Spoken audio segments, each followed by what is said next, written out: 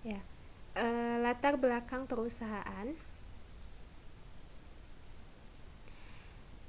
Berikut untuk yang pertama, data perusahaan. Nama perusahaan kami trashbin.com, alamat di Jalan Sutisna Senjaya nomor 40 Kota Tasikmalaya, dan data pemilik atau pengurus terlampir sebagai berikut. Dan biodata pemilik terlampir. Lalu struktur organisasi, jadi yang pertama itu ada CEO of trustbin.com, lalu ada Chief of Operational Technology and Operational Department, lalu ada Chief of Marketing Department, lalu ada Chief of Product Department, dan ada administrasi, dan Chief of Tracking Department. Konsultan pendamping tidak ada. Susunan pemilik atau pemegang saham. Pemilik atau pemegang saham di perusahaan kami diwakilkan oleh manajemen departemen. Ya, jadi di trustbin.com sendiri kami memiliki 5 departemen tadi ya. Ada administrasi, marketing, produk, technology and operational, dan tracking.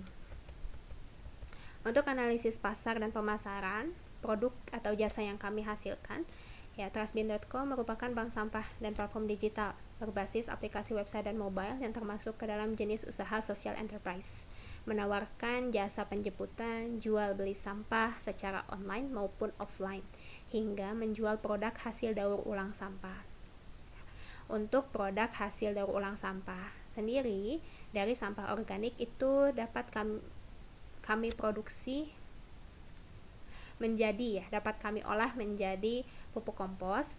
Lalu untuk sampah anorganik berupa kerajinan seperti pot tanaman, tikar, keranjang, tas, makeup pouch, dan batu bata, dan juga biji plastik. Gambaran pasar. Target pasar kami adalah semua lapisan masyarakat, baik yang hidup di kota besar maupun di kota kecil, ya, di pedesaan, sesuai dengan misi trustbin.com, yaitu memberikan edukasi untuk membantu menyadarkan serta memberikan semangat kepada masyarakat dalam mengubah rasa malas untuk memilah sampah dengan mengkampanyekan merubah dunia dari genggaman. Promosi dilakukan dengan mengkampanyekan semboyan merubah dunia dimulai dari genggaman, dan semboyan tersebut juga berfungsi sebagai key visual yang digunakan untuk mempromosikan trustbin.com sebagai langkah untuk menuju kehidupan dunia yang jauh lebih baik dengan menggunakan berbagai media, baik secara offline maupun online. Nah, promosi offline dilakukan melalui sosialisasi langsung kepada masyarakat dengan memberikan edukasi dan menayangkan tayangan mini cinema 4D yang menceritakan bagaimana dampak jika kita membuang sampah sembarangan ke sungai. Lalu bagaimana pengelolaan sampah yang baik, dan yang tak kalah penting adalah bahwa sampah itu bernilai ekonomi. Sedangkan promosi online dilakukan dengan memanfaatkan teknologi informasi dan komunikasi seperti media sosial Instagram, YouTube, dan Facebook, dengan membuat story dan postingan yang memuat konten memperkenalkan trustbin.com. Nah, untuk promosi offline itu dilakukan dengan sosialisasi, ya, di tempat musyawarah, sosialisasi di tempat musyawarah seperti kantor desa, bekerja sama dengan kepala desa, RT, RW, dan juga tempat umum yang ramai dikunjungi, yaitu pusat perbelanjaan atau mall. Target atau segmentasi pasar yang dituju, ya, kami membagi berdasarkan yang pertama segmentasi manfaat, yaitu praktis ekonomis, lalu demografis, jenis kelamin, pria maupun wanita, usia 17-70 tahun, status perkawinan semua, pekerjaan, pelajar, mahasiswa, PNS, ibu rumah tangga, wirausaha, dan lain-lain. Geografis, sekitar daerah Bandung, di daerah Bandung, Tasikmalaya, Banjar, dan Ciamis. Ukuran kota, kota besar, dan kota kecil atau pedesaan. Secara psikografis, orangnya malas dalam melakukan segala sesuatu, khususnya membuang sampah, dilakukan dengan cara yang lebih praktis dan instan. Jadi dalam melakukan segala sesuatu itu maunya praktis dan instan. Behavioristisnya sibuk dengan pekerjaan dan healthy conscious.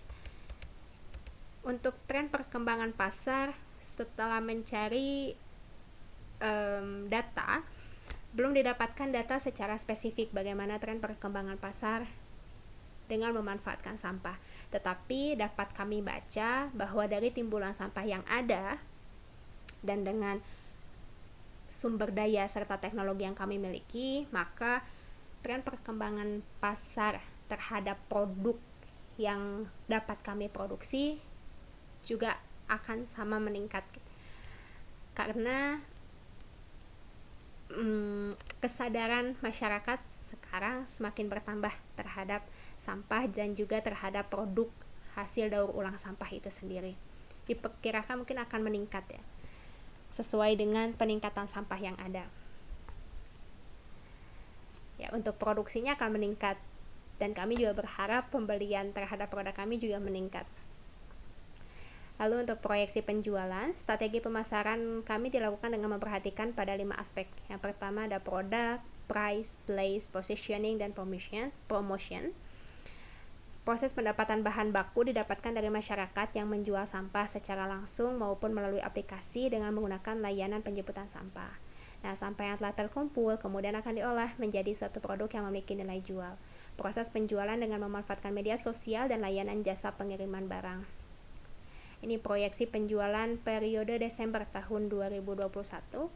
Ya, kami membeli sampah dari masyarakat itu sebanyak 2.000 kg. Totalnya 6.140.000.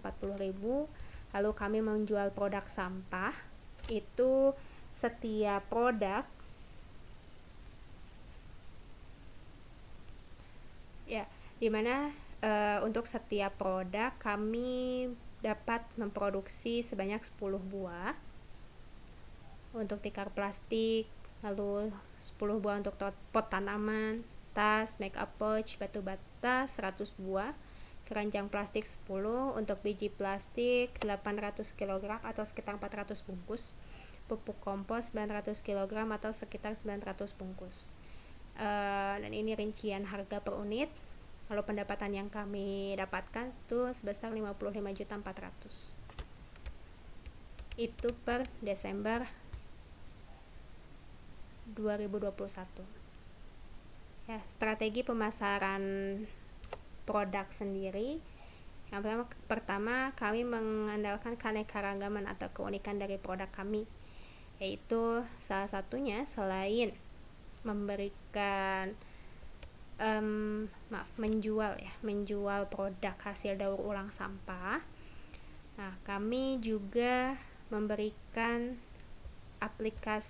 tampilan aplikasi yang ramah sehingga mudah digunakan oleh pengguna.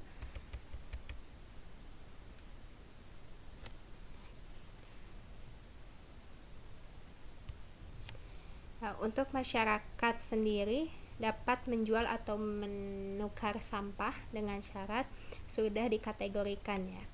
Ada sampah organik, anorganik, B3 dan sampah popok bayi. Sampah organik mencakup sampah alami seperti dedaunan, ranting pohon, sisa makanan. Sampah anorganik, plastik, kaleng, styrofoam, dan lain-lain. Sampah B3, batu baterai, dan sampah khusus itu sampah popok bayi. Nah, syarat sampah yang akan dijual, berat sampah itu minimal 1 kg untuk semua jenis sampah, lalu telah dipilah sesuai dengan jenisnya, dan untuk sampah khusus popok bayi harus dibersihkan terlebih dahulu. Nah, syarat penjemputan sampah sendiri dapat dilakukan dengan syarat rumah masyarakat berjarak 5-10 km dari tempat bank sampah atau pengumpul sampah.